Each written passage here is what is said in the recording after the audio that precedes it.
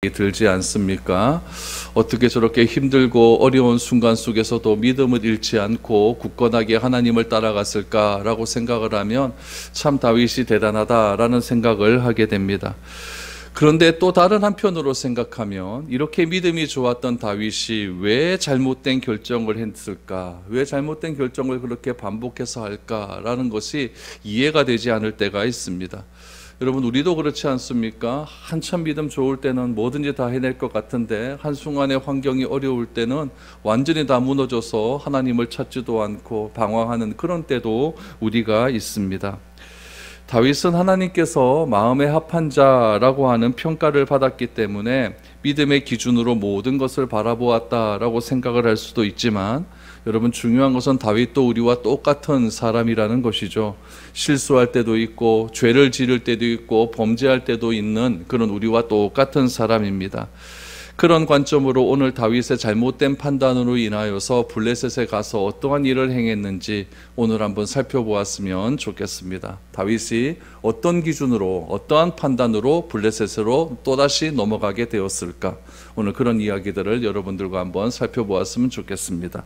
1절 2절 한번 보시죠. 다윗이 그 마음에 생각하기를 내가 후일에는 사울의 손에 붙잡히리니 블레셋 사람들의 땅으로 피하여 들어가는 것이 좋으리로다. 사울이 이스라엘 온 영토 내에서 다시 나를 찾다가 단념하리니 내가 그의 손에서 벗어나리라 하고, 다윗이 일어나 함께 있는 사람 600명과 더불어 가드왕 마옥의 아들 아기스에게로 건너가니라 라고 말합니다.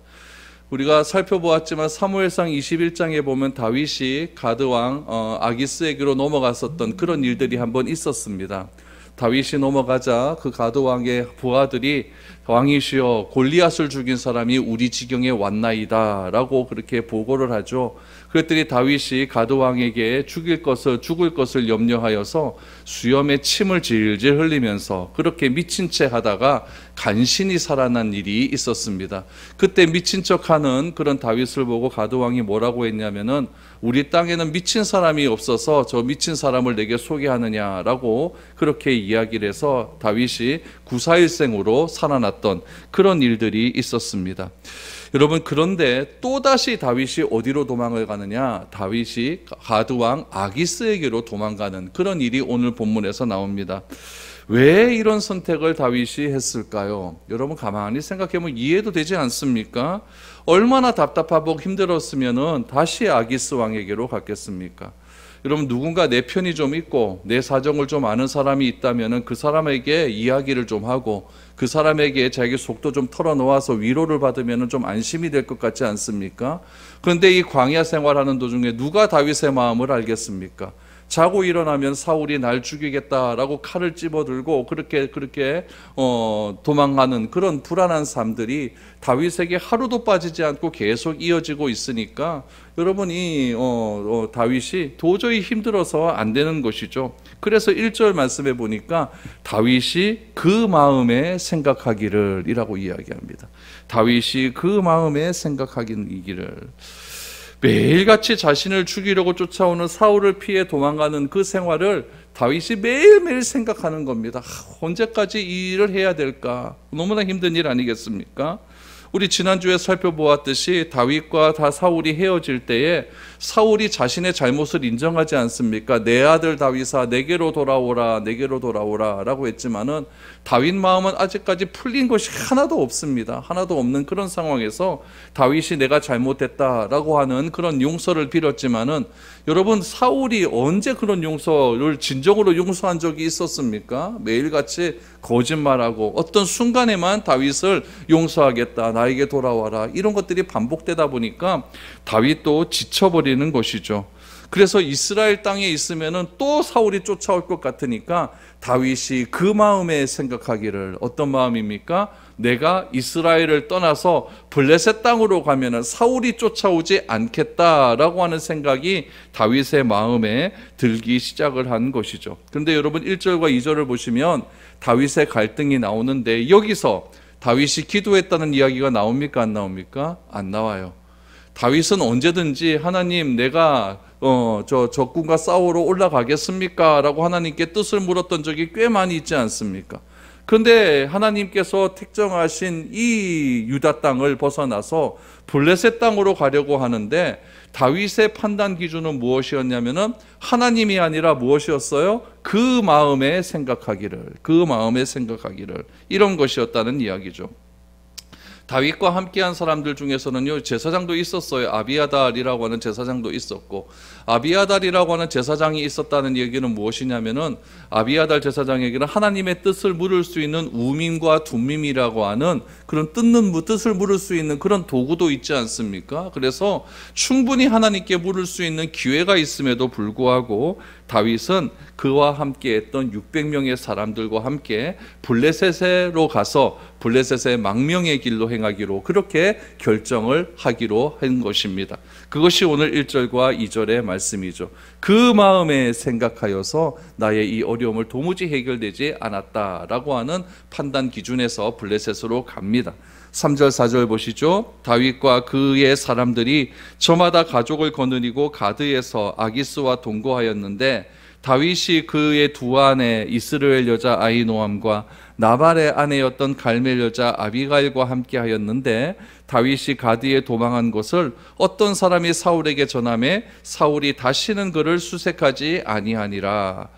다윗은 600명의 사람과 함께 사울을 피하는 것이 불가능하다고 생각을 해서 사울이 쫓아올 수 없는 블레셋으로 갔습니다. 판단 기준은 무엇입니까? 그 마음에 생각하기를. 이 마음에 생각하기를 내가 이 이스라엘 땅에서 벗어나면은 사울이 쫓아오지 않을 것이다 라고 생각을 한 거죠. 그런데 진짜 그렇게 되었습니다. 4절을 보시죠. 가드 땅으로 도망간 것을 어떤 사람이 알려주었다는 얘기죠. 그랬더니 진짜로 사울이 다윗을 추적하는 것을 멈추었다라고 이렇게 이야기를 합니다. 그러면 왜 블레셋 땅으로 갈 수밖에 없었을까? 자꾸 불안하니까 그럴 수도 있겠지만은 오늘 3절 말씀해 보니까 그 이유가 정확하게 나옵니다. 다윗이 아내가 2명이 생겼어요. 이건 뭐냐면 가족이 생겼다라는 이야기죠. 지금 다윗과 함께한 사람 600명이라고 이야기한 것은 남자들만의 숫자입니다. 그러면은 그 남자들만 살았던 건 아니고 그 남자들도 가정이 있을 것 아니겠습니까? 아내도 있고 자식도 있고. 그러면은 이건 600명보다 훨씬 더 많은 숫자가 있었다라는 이야기죠. 그러니까 사람의 수가 점점 많아지니까 여러분 정착하는 것이 쉽지가 않습니다. 나 혼자 다니는 거야 어디들 못 가겠습니까? 그런데 가족들이 있으니까 가족과 함께 해야 되니까 굉장히 힘든 일 아니겠습니까? 사람의 수도 점점 많아지니까 또 뭐가 문제가 될까요? 먹는 게 문제겠죠. 먹고 사는 게 문제인 거예요. 그래서 이 굉장히 좀 힘든 거죠. 그래서 이 먹고 사는 것도 힘들고 가족의 수도 많아지니까 제일 급한 건 뭐냐면은 뭔가 안정되게 정착할 수 있는 곳을 찾기를 원하는 것이죠. 그래서 여러분들도 다 집 하나 있으면 좋겠다라고 하는 것이 불안에 떨지 않고 안정되게 삶을 살고 싶다라고 하는 그런 마음이 있는 것 아니겠습니까? 예나 지금이나 똑같은 거예요. 그러니까 다윗도 좀 안정되고 살고 싶다라고 하는 마음의 생각에서 블레셋으로 가게 되는 것이죠. 여러분 잘 아는 바와 같이 블레셋은요 5개의 도시로 이루어져 있어요. 이스라엘의 남서쪽에 지중해 연안의 5개의 도시로 이루어져 있는데 가사, 아스글론, 아스돗, 아글론, 가드 이렇게 5개의 도시로 있는데 이 5개의 도시 중에서 다윗이 있는 그 지역과 가장 가까운 도시가 어디냐면은 가드라고 하는 동네예요. 가드. 그러니까 이 블레셋이라고 하는 사람들은 이 5개의 도시가 개별적으로 있다가 연합체로 구성이 되는 것이죠. 그러니까 5개마다 각 다스리는 왕들이 따로 되어 있는 거예요. 우리 미국도 보면 52개의 주가 있지만 그 주마다 그 법이 다 따로 되어 있지 않습니까? 그러나 연합 공동체로 되어 있잖아요. 이 블레셋도 똑같다는 이야기죠. 5개의 개별적인 국가지만은 이게 하나의 국가로서 그렇게 유지되어 있는 그런 블레셋입니다. 그래서 이스라엘과 가장 가까운 지역이었던 가드 땅으로 다윗이 들어가게 됩니다. 그래서 가드 땅에서 여러분 한번 생각해 보세요. 우리나라도 이렇게 가만히 보면은 어떤 중요한 인물이 우리나라의 망명이 되어 왔다 그러면은 꽤 이거는 좀 심각한 일이에요. 그렇죠? 그냥 아무 별 유명한 사람이지 않은 사람이 망명되어 왔으면은 별 뉴스거리도 아니지만 이건 다윗이라고 하는 정치범 아닙니까? 이 정치범이 블레셋으로 망명되어 왔다라고 하는 것은 그 시대의 톱 뉴스예요. 톱 뉴스인데 거기다가 혼자 온 것이 아니라 600명이나 되는 사람을 데리고 왔어요. 여러분, 이런 놀라운 한 무더기의 한 민족이 이렇게 블레셋으로 와버리니까 서로가 불편해지는 거죠. 가드왕 아기스도 불편하고 다윗도 거기서 살기 좀 불편하고, 이러다 보니까 다윗이 가드왕에게 가서 한 가지 요구를 합니다. 내가 조용히 살 테니까 당신도 나와 살기 불편하고 나도 당신과 살기 불편하니까 나에게 조그만 저기 외곽지에 땅을 하나 주면은 거기서 내가 살겠다라고 가드왕에게 부탁을 하게 되죠. 그랬더니 가드왕이 알았다라고 이야기를 하면서 다윗에게 땅을 하나 주는데, 그 땅의 이름이 뭐냐면은 시글락이라고 하는 땅입니다. 시글락. 시금치 생각하시면 됩니다. 시글락이라고 하는 땅에서 이제 다윗과 그 공동체 사람들이 살기를 시작하는 거죠. 그것이 5절에서 7절까지의 내용입니다. 한번 보시죠. 다윗이 아기스에게 이르되 바라건대 내가 당신께 은혜를 입었다면 지방 성읍 가운데 한 곳을 내게 주어 내가 살게 하소서. 당신의 종이 어찌 당신과 함께 왕도에 살리이까 하니, 아기스가 그날에 시글락을 그에게 주었으므로 시글락이 오늘까지 유다 왕에게 속하니라. 다윗이 블레셋 사람의 지방에 산 날수는 1년 4개월이었더라. 망명 생활이 꽤 오래되었어요. 그렇죠? 16개월을 시글락에서 그렇게 살게 됩니다. 여러분, 다윗이 블레셋으로 망명을 갑니다. 망명을 간 이유는 무엇이었느냐? 같이 살기가 어려운 거예요. 현실이 어려운 거죠. 그 현실의 어려움을 결정하는 판단의 기준은 무엇이었냐면은 1절에서 나온 대로 다윗이 그 마음에 생각하였다라고 하는 그 선택의 기준을 가지고 블레셋 땅으로 가게 됩니다.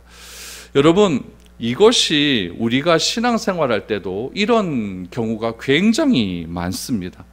내가 신앙을 가졌고 하나님의 자녀가 되었다라고 하면은 어떤 일을 결정할 때는 우리가 예수를 믿지 않는 사람과 다른 판단은, 다른 기준을 가지고 그렇게 결정을 하는 것이 많습니다. 그런데 늘 언제나 우리가 판단하는 기준은 무엇이냐? 기준은 현실이에요. 다윗이 블레셋으로 가는 가장 큰 이유는 무엇이냐면은 현실이 어려운 겁니다. 먹고 사는 게 쉽지가 않아요. 그리고 이 많은 사람들과 함께 거주할 수 있는 그 장소가 쉽지가 않은 거예요. 현실의 어려움이에요. 그 현실의 어려움인데, 그 현실의 어려움을 극복하기 위한 기준은 무엇이었느냐? 과거의 경험이에요. 자기가 한번 과거에 블레셋 가드 땅으로 가봤던 일이 있는 거예요. 그 땅으로 갔더니 뭐 자기가 미치체를 했든지 어떻게 했든지 간에 가드왕하고 얼굴은 안다는 이야기죠. 그러니까 이 다윗이 판단하는 기준은 무엇이었냐면은 현실의 어려움. 그 현실의 어려움을 극복하고자 했던 생각은 무엇이었냐면은 과거의 판단 기준, 과거의 경험이었다는 이야기죠. 여러분들은 어떻습니까? 우리들도 생각하기에 현실의 어려움이 닥쳤어요. 그러면은 항상 무엇을 생각하냐면은 과거에 내가 이 어려움을 어떻게 극복했는가, 과거의 경험을 가지고 그렇게 판단하려고 많이 합니다. 여러분, 이러한 것들이 판단의 기준이 되기 때문에 내가 하나님을 믿어도 별로 변한 것이 없는 거예요. 내가 하는, 예수를 믿고 내가 하는 이런 현실의 어려움 때문에 과거의 판단, 경험했던 기준을 가지고 판단하는 것은요, 예수를 믿는 사람이나 안 믿는 사람이나 똑같이 합니다. 예수 안 믿는 사람도 이렇게 한다는 이야기예요. 그러면은 우리는 예수를 믿었으니까 뭔가 좀 다른 기준을 가지고 해야 되는데, 우리도 예수님을 믿지 않는 사람들과 같이 다윗처럼 내 마음속에 깊이 고민하고 잠 안 자고 고민하고, 그래서 어떻게 할까 걱정하다가, 그렇게 걱정하다가 판단하는 기준이 무엇이냐면은 과거에 내가 이렇게 경험을 했지, 이것을 가지고 자꾸 생활하고 판단하다 보니까 믿는 사람이나 안 믿는 사람이나 별로 이렇게 구분이 되지 않는다라는 이야기죠.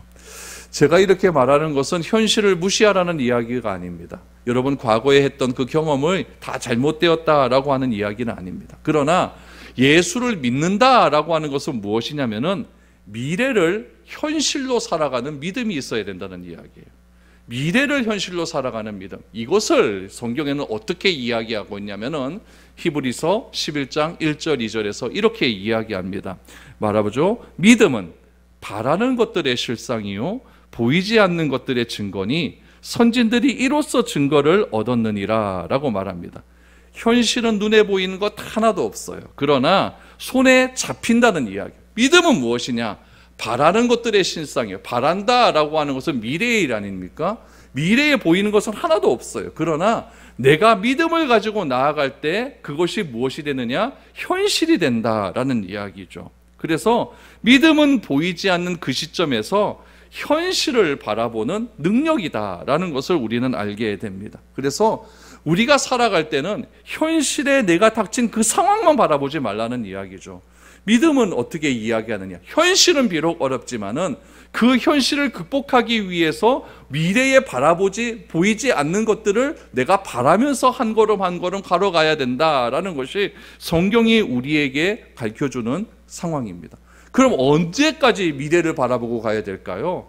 주님 앞에 서는 그 시간의 미래까지 바라보아야 된다는 거예요. 내가 판단하는 이 판단이 주님 앞에 섰을 때 과연 의로운 판단인가? 의롭지 못한 판단인가? 이것을 생각해야 된다는 이야기죠. 내가 과거에 어떤 경험을 가지고 내가 결정을 했어요. 그런데 그 결정이 주님 앞에 섰을 때, 주님 앞에 재판받을 때 과연 이것이 올바른 판단으로 재판받을 수 있겠는가? 이것까지 생각해야 된다는 이야기죠. 그런 것들을 우리는 성경에서 무엇이라고 이야기하냐면 코람데오, 하나님 앞에서 이렇게 이야기하고 있는 것이죠. 그래서 우리의 판단의 기준은 오늘이 아니라 믿음이 가져다줄 그날, 주님 앞에 서는 그날이 판단의 기준이 되어야 된다라는 이야기죠. 그래서 그날에 있을 일을 기준으로 내가 모든 일을 선택하고 판단하겠다라고 하는 결단함이 우리 가운데 있어야 된다라는 이야기입니다. 그런데 천하의 다윗이라도 현실의 문제 앞에서 이것까지 생각하지 못하는 것이죠. 천하의 다윗이라도 아무리 믿음 좋은 다윗이라 할지라도 현실 앞에서 작아질 수밖에 없는 것이 그 사람의 연약함이라는 이야기죠. 여러분 생각 한번 해보세요. 눈앞에서 자기 죽이겠다고 하는데 어떻게 현실의 문제를 내가 그냥 넘어갈 수가 있겠습니까? 맨날 내 죽이겠다고 쫓아오는데, 그것도 최강의 권력을 가지고 있는 왕이 나를 죽이겠다고 맨날 3,000명씩 2,000명씩 끌고 오는데 어떻게 이거 앞에서 우리가 작아지지 않을 수 있겠나, 이거죠. 그러므로 우리가 생각해야 될 것은 사람은 절대 우리의 기준이 아니라는 이야기예요. 히브리서 11장에 보면 믿음의 위인들이 얼마나 많이 나옵니까? 그 믿음의 위인들을 바라보면서 우리는 이렇게 살아야겠다 많은 결단을 합니다. 믿음의 조상 아브라함처럼 살아야겠다, 이삭처럼 살아야겠다, 야곱과 요셉처럼 살아야겠다. 그러나 여러분, 그들이 완전합니까? 그들도 다 불완전한 사람이었어요. 다 시험에 빠져서 넘어지고 자빠지고 이리저리 왔다 갔다 하는 그런 사람들 아니었겠습니까? 그러므로 우리가 주목해야 될 것은 무엇이냐면은 예수님이 우리의 판단의 기준이 되어야 된다라는 이야기죠. 하나 바라보아야 될 것은 무엇이냐면은 저렇게 연약한 믿음의 사람들도 좌지우지하면서 넘어지고 쓰러질 때에 하나님께서 그를 붙잡아 주셔서 믿음의 장에 기록되었다고 한다면, 나 같은 사람도 하나님께서 붙잡아 주시기만 한다면 나도 믿음의 장에 기록될 수 있을 것이다. 이 믿음을 가지고 우리가 저 멀리를 내다보고 우리가 판단해야 되는 것이지, 단순히 오늘의 문제만을 가지고 오늘의 어려움만이 있다고 할지라도 그것을 가지고 과거의 경험으로 판단을 하고 기준으로 삼아서는 절대로 안 된다라는 이야기죠. 여러분, 오늘날 얼마나 많은 정보가 우리에게 쏟아져 옵니까? 요즘은요, 여러분, AI라고 하는 희한한 게 들어왔고요. 단어 하나만 치면 모든 게 다 나옵니다. 저도 요즘에 여러분 정리하고 이럴 때요, 단어 하나만 치면 그 컴퓨터가 다 생각을 해요. 그래서 제가 오늘 본문 말씀을 제가 AI한테 물어봤어요. 사무엘상 27장 설교해줘. 진짜 설교해줍니다. 희한하게 설교해줘요. 근데 내 설교하고는 좀 다르더라고요. 근데 자꾸 그거를 치잖아요. 그럼 걔가 공부를 해요. 공부를 해서 자꾸 그걸 치다 보면 걔가 공부를 해서 학습을 해서 더 좋은 설교가 나올 수가 있는 시대를 우리가 살아가고 있는 거예요. 제가 저희 형님 선생님 아닙니까? 형님한테 물어봤어요. 저 애들 생기부는 어떻게 씁니까? 그랬더니 요즘 생기부도 AI를 쓴다, 이거. 너무 많이 써야 되니까. 여러분, 그런 것들은 자꾸 변하잖아요. 여러분, 어제의 일이 오늘 어떻게 변할지 모르잖아요. 근데 참 신기한 것은 무엇이냐면은 하나님의 말씀은 안 변해요. 수천 년 전에 기록된 이 하나님의 말씀은 AI가 판을 치고 매일매일 변하는 이 시대 속에서, 정보가 그렇게 많이 들어오는 이 시대 속에서도 변하지 않아요. 왜 변하지 않을까요? 진리이기 때문에 그렇다는 이야기죠.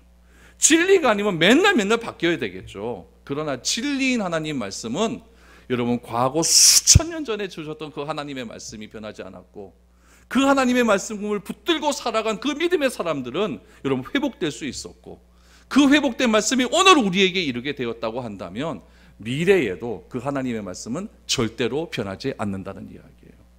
그러므로 변하지 않는 하나님의 말씀을 붙들고 살아야 되지, 나 같은 사람이 순간순간에 바뀌는 그런 사람이 과거에 내가 좀 했다고 그걸 판단의 기준으로 삼고 그렇게 나의 미래를 맡겨버린다고 한다면 얼마나 불완전한 삶을 살아가겠습니까?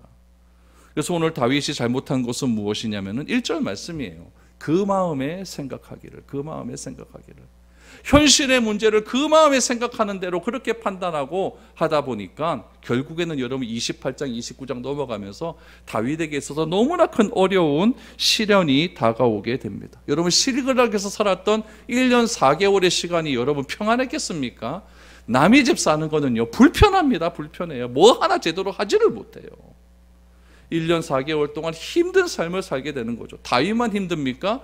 다윗의 이 판단 때문에 다윗과 함께했던 600명의 사람들도 다 힘든 세월을 가게 되는 것이죠. 그러나 참 놀라운 것은 무엇이냐면 하나님은요 어떤 하나님이냐, 이렇게 잘못된 결정을 해서 모든 사람이 힘들어졌다 할지라도 돌이키기만 하면은 돌이키는 자에게 놀라운 일을 행하시는 그런 분이라는 것을 알게 된다라는 이야기죠.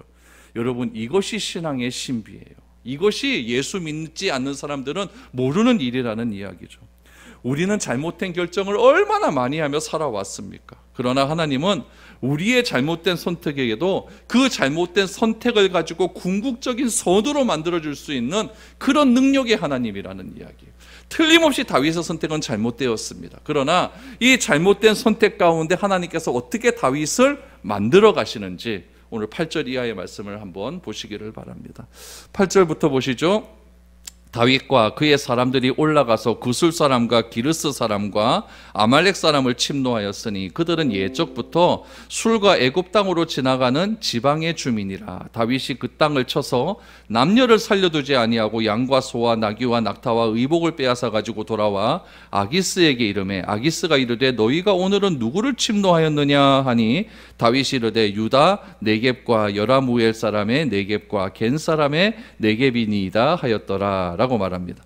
여러분 다윗이 시글락에서 삽니다. 살면은 여러분 생각해 보세요. 우리가 미국으로 이민 갔어요. 이민 가면 월급이 딱 떨어집니까? 아니에요. 안 떨어져요. 뭐 일을 해야 떨어질 것 아닙니까? 이민을 갔으면 여러분 내가 직장이 있습니까? 뭐 말이 통합니까? 사람은 합니까? 아무도 또 모르잖아요. 얘네들도 똑같은 거예요. 시글락으로 이제 가봤습니까? 얘네들이요. 그 동네를 가봤습니까? 그러면은 어떻게 해서든지 먹고 살아야 되는데 얘네들이 지금 먹고 살 수 있는 방법은 무엇이냐면 주변의 민족들과 싸워서 그 싸움에 승리한 그 전리품을 가지고 먹고 살아야 되는 거예요. 그럼 얘네들이 싸웠던 대상은 누구냐? 오늘 9절 8절 말씀해 보니까 그술 사람과 기르스 사람과 아말렉 사람과 싸웠다는 이야기예요. 근데 얘네들은 어떤 사람이었냐? 옛날부터 술과 애굽 땅으로 지나가는 지방의 주민이라는 이야기예요. 이게 무슨 말이냐면은 이스라엘이 애굽에서 출애굽을 하지 않습니까? 출애굽을 하면서 이제 홍해 바다 건너서 광야를 뺑뺑뺑뺑 돌고 요단강 동편에서 서편으로 이렇게 들어가거든요. 그 길목에 있었던 사람들이 얘네들입니다. 근데 특별히 하나님께서 이 아말렉은 반죽의 나라 이랬어요. 아말렉은 완전히 철저하게 완전히 다 멸하라라고 했는데 이 아말렉을 멸하지 않았다는 이야기죠. 그래서 여러분 보세요. 이 그술, 기르스, 아말렉 사람 이렇게 나오는데 이 그술 사람은 어디에 나오냐면요. 여호수아 13장에 보면 나와요. 여호수아 13장 1절에서 2절 보시죠. 여호수아가 나이가 많아 늙음에 여호와께서 그에게 이르시되 너는 나이가 많아 늙었고 얻을 땅이 매우 많이 남아 있도다. 이 남은 땅은 이러하니 블레셋 사람의 모든 지역과 그술 족속의 모든 지역 그렇게 나오죠. 그렇죠? 여호수아가 나이 많아 늙었는데 아직까지 정복이 다 안 된 거예요. 근데 정복 안 된 땅 중에 뭐가 있었느냐? 그술 족속이 나오지 않습니까? 그러니까 그술 족속은 아직까지 가나안 땅에서 쫓아내지 못한 족속이에요. 그 주변에서 못한 족속이라는 거죠. 기르스라고 나오는데 이 기르스는 성경에 뭐 도무지 여기밖에 안 나와요. 안 나오는데 이 기르스라고 하는 이름의 뜻이 무엇이냐면 사막의 사람이라는 뜻. 사막의 사람. 그러니까 이스라엘 중에서 사막은 어디에 있냐면 남쪽에 있거든. 남쪽에 다 사막 땅이거든요. 그러니까 그쪽 지역 사람들이죠. 그러니까 오늘 본문하고 굉장히 맞는 그런 얘기예요.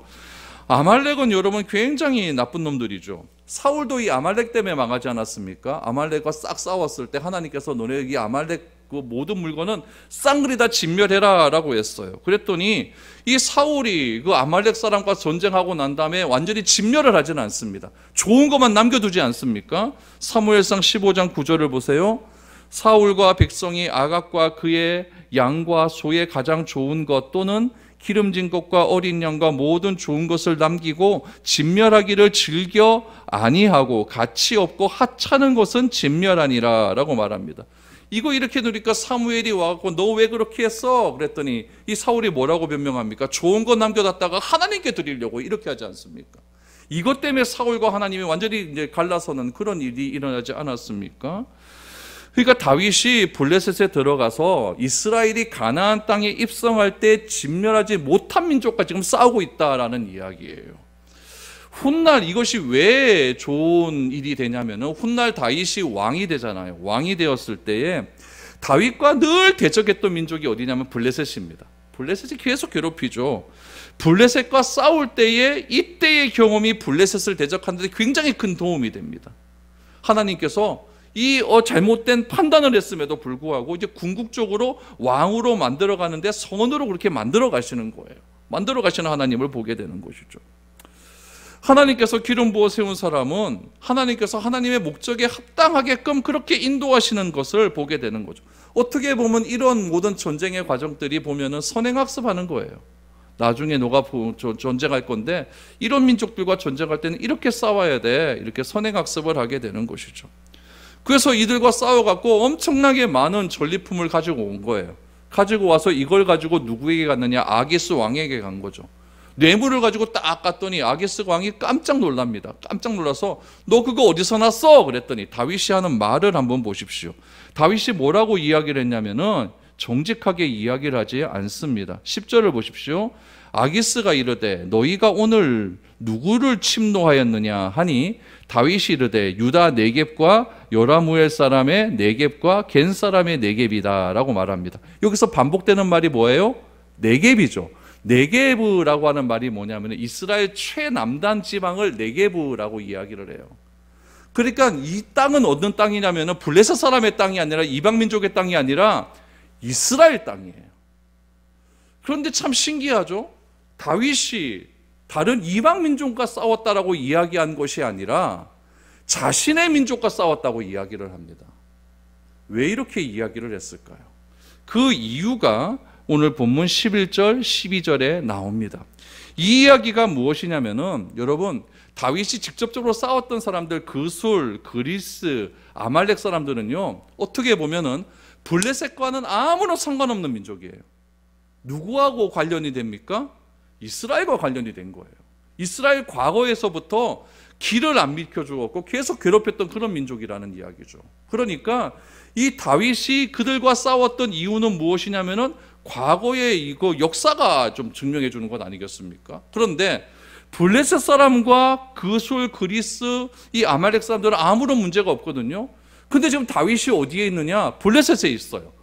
블레셋에 있는데 이것을 그들과 싸웠다라고 하면은 누가 손해가 되겠습니까? 이건 아기스에게 문제가 되는 거예요. 얘네들이 괜히 시비 걸어서 너네 땅에 있는 다윗이 우리와 전쟁 건 거 아니야. 그래서 괜히 그들과 외교적으로 문제가 생겨버리면은 아기스에게 이게 치명적인 문제가 되는 것이죠. 그래서 다윗이 뭐라고 이야기했냐면은 우리는 지금 누구하고 싸웠느냐? 남쪽에 있는 우리 민족과 싸웠습니다 라고 이야기를 합니다. 그랬더니 이 아기스 왕이 안심을 하게 되는 거죠. 다윗이 자기한테 망명해 왔지만은 아기스 왕 마음 가운데는 저게 뭐 때문에 망명해 왔겠노? 의심하는 게 있겠죠. 그런데 딱 싸운 거 누구랑 싸웠느냐? 다윗이 싸우기는 블레셋과 상관이 없는 그런 사람과 싸워놓고 다윗이 자기 민족인 사람과 싸웠다고 하니까 오늘 제일 마지막 절 12절 말씀해 보니까 이제서야 아기스가 믿는 겁니다. 아기스가 다윗을 믿고 말하기를 다윗이 자기 백성 이스라엘에게 심히 미움을 받게 되었으니 이는 영원히 내 부하가 되리라고 생각하니라. 그러니까 다윗이 꾀를 부린 거예요. 꾀를 부린. 완전히 아기스가 자신을 믿을 수 있도록 그렇게 지금 외교적인 정책을 말하는 것이죠. 그랬더니 아기스가 어떻게 했느냐? 완전히 다윗을 믿어버립니다. 다윗을 믿어가지고 너는 이제 내 영원한 부하가 되었다라고 이렇게 이야기하는 것이죠. 그래서 28장 내에 보면 어떻게 얘기가 나오냐면은 블레셋과 이스라엘 싸울 때에 이 아기스가 다윗한테 너 우리 편에 와서 저 이스라엘과 싸우자라고 이렇게 얘기하는 장면이 나와요. 그건 다음 주에 보시고 이런 얘기가 되는 거죠. 여러분, 아기스가 다윗을 향하여 이제 넌 영원히 내 부하라라고 이야기를 했어요. 그럼 여러분, 다윗이 영원히 사람의 부하가 될까요? 여러분, 영원한 내 편은 없습니다. 사람들이요. 나를 배신한 사람은 누굽니까? 나하고 제일 친한 사람이 배신하지 저 멀리 있는 사람이 나를 배신하지는 않거든요. 그러니까 영원한 내 편은 없습니다. 다 배신합니다. 그러므로 오늘을 기준으로 판단하면요, 늘 잘못된 판단이 될 수밖에 없어요. 늘 위험합니다. 우리는 주님을 생각을 담고 있어야, 그래야 사람을 판단하고 분별할 때 흔들리지 않게 된다라는 것을 우리는 알게 되죠. 믿음은요, 항상 우리에게 어떻게 하냐면 보이는 것을 가지고 판단하는 것이 아니라 보이지 않는 것을 가지고 판단해라. 그러면은 보이지 않는 것을 가지고 판단할 때 우리가 조금 불안하지만 그 불안함은 하나님께서 채워주시겠다라고 하는 것이 믿음의 묘미입니다. 그 하나님께서 채워주시는 것을 경험한 사람은 늘 언제나 판단할 때 보이지 않는 미래를 보고 판단합니다. 그러나 이 경험이 없는 사람은 늘 하나님은 내 편 아니다, 내 편 아니다, 내 편 아니다 이렇게 말을 할 수밖에 없는 거예요. 저는 바라기는 하나님께서 여러분의 편이라는 것이 믿어질 수 있기를 바랍니다. 그 믿어짐을 통하여서 늘 언제나 보이는 현상을 가지고 여러분 좌지우지하지 마시고 흔들리지 마시고 하나님 앞에서 내가 하는 이 판단이 과연 옳은가 그른가를 판단하셔서 하나님이 주신 놀라운 은혜를 한번 체험할 수 있기를 바랍니다. 그렇게 될 때에 우리의 믿음은 더욱더 흔들리지 않은 굳건한 믿음이 되어서 여러분 우리는 항상 하나님 앞에서 신실한 자로서 삶을 살아갈 수 있게 될 것입니다. 쉽지는 않겠지만 이런 믿음으로 여러분 우리가 굳건하게 서서 오늘보다는 그날에 집중할 수 있는 그런 우리들의 삶이 될 수 있기를 우리 축복드립니다.